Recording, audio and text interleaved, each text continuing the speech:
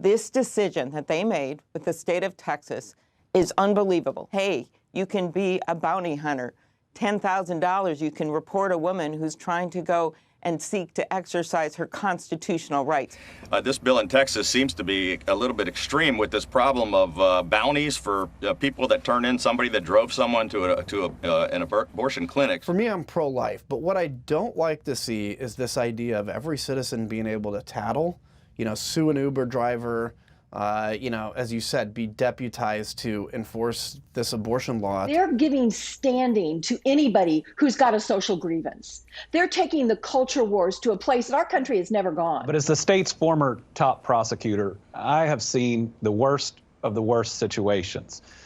Young girls raped, impregnated, sometimes by members of their own families. I hope whatever comes down the line provides those victims that have been harmed in ways most of us could never imagine the options that they deserve. So we're going to, as an administration, look at ways to counter this law in Texas. Is the reality that there isn't a whole lot the administration can do right now to change things in Texas?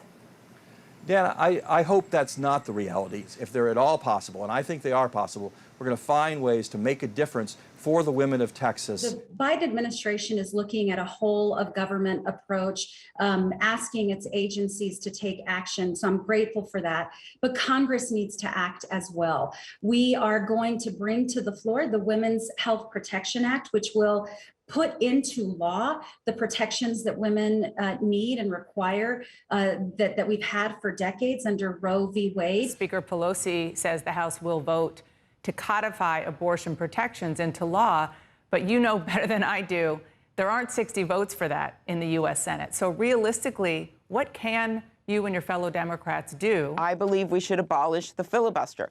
I do not believe an archaic rule should be used to allow us to put our heads in the sand. The filibuster, which voters never voted for, which is not in the Constitution and which is a relic of the past, it needs to be eliminated. But I do think we also need to expand the court. I'm not so sure that there's a huge role for Biden and or Congress right now, other than shouting from the rooftops. There's nothing conservative about how this is set up, and so I think it will end up failing. But there are going to be other challenges, and if this ends up being the issue that we're talking about in November, it's not just bad for moderates; it's bad for everybody. No one is celebrating this on the right, and it's an uncomfortable conversation that they don't want to have, and I think Democrats are eager to take advantage of it.